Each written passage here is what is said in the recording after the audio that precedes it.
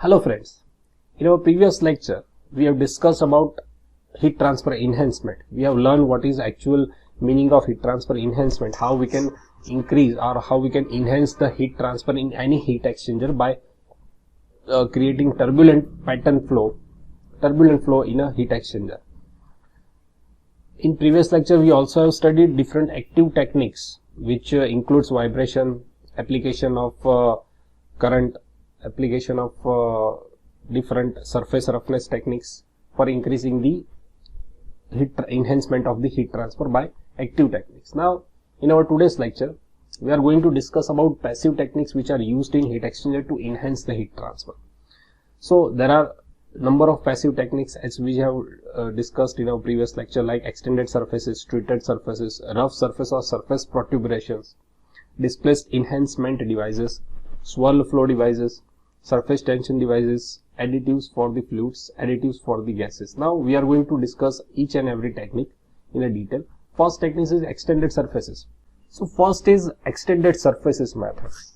So from the name we can understand that extended surfaces are provided to enhance the heat transfer in this method. So extended surfaces are routinely employed in the compact heat exchanger and shell and tube heat exchanger, either for the liquid or for the gases. First let's discuss about the gases. So for gases we have in a compact heat exchanger we have two types. There are a tube fin heat exchanger and plate fin heat exchanger. So first we discuss about the tube fin heat exchanger. So in a tube fin heat exchanger there is a use of tube from which the fluid is flowing. So extended surfaces are provided to the tube, either inside or the outside of the tube. So there are number of different enhanced surface geometry that is going to be used for the circular tube fin heat exchanger. We are directly going to understand from the figure that some of the enhanced fin geometries of individual fins are, these are the fins. This is plain circular fin with enhanced surface inside. This is a slotted fin. This is a punched and triangle projections. This is segmented fin, and this is a wire loop extended surfaces. So here you can see this is a external enhanced serrated fin. Here extra surfaces, or we can say that the extra enhanced fins are provided at the outside of the tube to enhance the heat transfer. Now for the plate fin heat exchanger, so many enhanced surface geometries such as wavy fin, offset strip fin, perforated fins are used for the plate fin heat exchanger. Now extended surfaces for the liquids, that previously are for the gases. Now for liquids there may be extended surfaces enhanced from at the inner side of the surface or the outer side of the surface. So because of liquid having higher heat transfer coefficient as compared to the gases, fin efficiency considerations require shorter fins with liquid as compared to the gases. So first we discuss about internally extended surfaces. So widely varied integral internally finned tubes have been developed for the tube side heat transfer augmentation, and they are commercially available in copper and aluminum. So this is a twisted tape insert in a plain tube to generate a turbulent flow. This is a spiral internally fin. You can see the extra enhanced surface are provided in a spiral way. This is a quintuplex finned tube. This is a star shaped insert in a plain tube. This is Amatron internally finned tube. This is corrugated tube, duplex internally finned tube, and straight internally finned tube. Now second is a micro fin tube, which is widely used. So the current trend of enhancement of in a tube evaporation of refrigerants is towards to use of internal micro fin tubes. So what are the reason for the popularity of micro fin tubes? So first, they increase heat transfer significantly while only slightly increasing in pressure drop. And second, the amount of extra material required in a micro fin tubing is much less as compared to the different methods which we have discussed previously. So micro fin tubes are available primarily in copper and also becoming available in materials such as aluminum, carbon steel and steel alloy. So what are the micro fins? Here you can see that this is the internally enhanced micro fin tubes, where at the inner side the micro fins are available to enhance the flow. The next method is treated surface. As from the figure you can see that the outer surface, or we can say that the inner surface, are treated or provided the coating is provided at the surfaces to enhance the heat transfer. That's why the method is known as the treated surface. So it involves fine scale alteration of the surface finish or provision of either continuous or discontinuous coating. So treated surface such as hydrophobic coating and porous coating are most effective for phase change but are not applicable for the single phase convection. The next method is rough surface or surface protuberances. So rough surfaces obviously create a turbulence in a flow. So rough surfaces refer to a tubes and channels having roughness elements, which creates a roughness which disturbs the flow in a form of regularly repeated reached like protrusions perpendicular to the stream direction. So the configuration is generally chosen to promote the turbulence rather than the increase the heat transfer surface area, because roughness doesn't provide an enhanced heat transfer area. The purpose is to promote a turbulence. So the surface roughness may be applied to any usual prime or extended heat exchange surfaces like flat plates for a plate fin heat exchanger, circular tubes, annually having roughness on the outer surface of the inner tube, fins, etc. So rough surfaces are produced in a many configurations ranging from random sand grain type roughness to the discrete protuberances. Here are some examples. This is a square ridged circular and these are the semicirculars. So this is the various insert or wrap around structures such as wire wound fin tube can also provide surface protuberances. These are the surface protuberances, that means extra surface which you have attached with the outer surface of this tube to enhance the heat transfer. Here you can see at the outer surface of the tube, these are the coils, or we can say that this is the extra surface which is attached at the outer surface.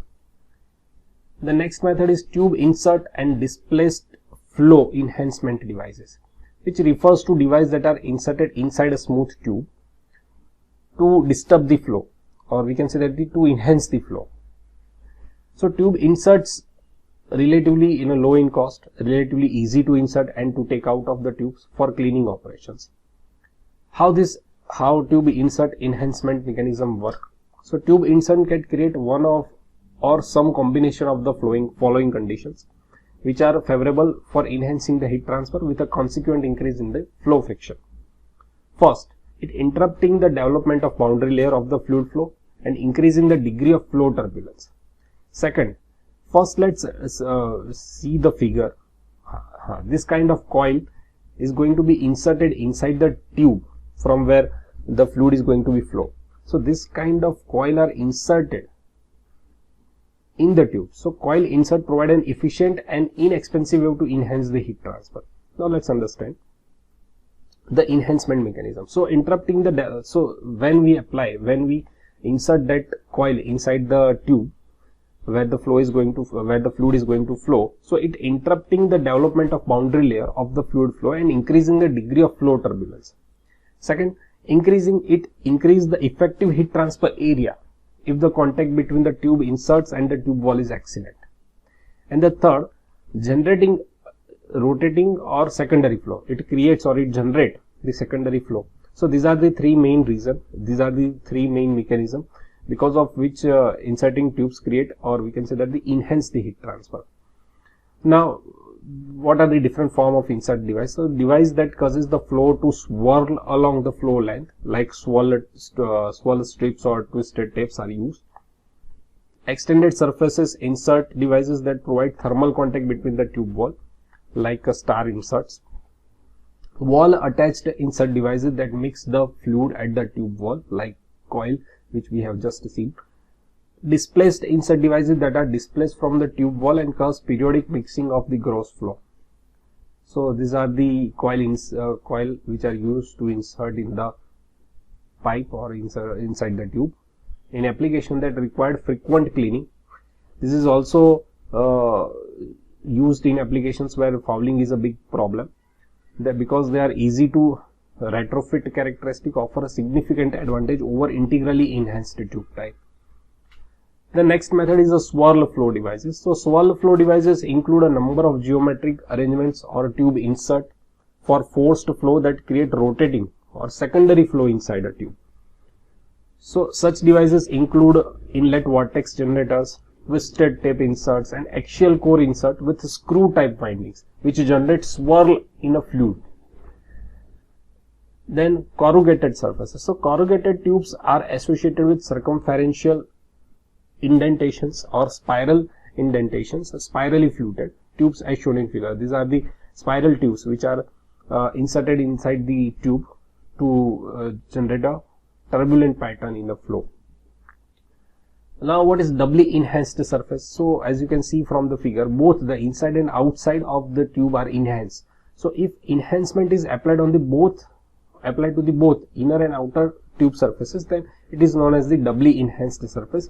It is mostly used, or we can say that it is beneficial in the case where maximum reduction of heat exchanger size is of the critical importance, where the space is the limitation for the developer. Now what is surface tension devices? So surface tension devices consist of a relatively thick wicking material which absorb the moisture or grooved surface on the heat transfer devices to direct the flow of the liquid in the boiling and condensing.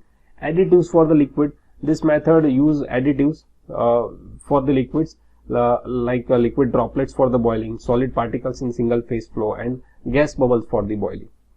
Now additives for the gases are also used to enhance the heat transfer. So additives for the gases are liquid droplets or solid particles, either dilute phase or for the dense phase. So these are the passive techniques which are used to enhance the heat transfer. So up to today's lecture, we have discussed what is enhancement of heat transfer, how we can enhance the heat transfer in any heat exchanger by not compromising too much pressure drop. So just by changing the flow patterns of the fluid, by creating a turbulent flow pattern in a heat exchanger, we can enhance the heat transfer effectively without much compromising with the pressure drop. So that's it for today. Thank you so much.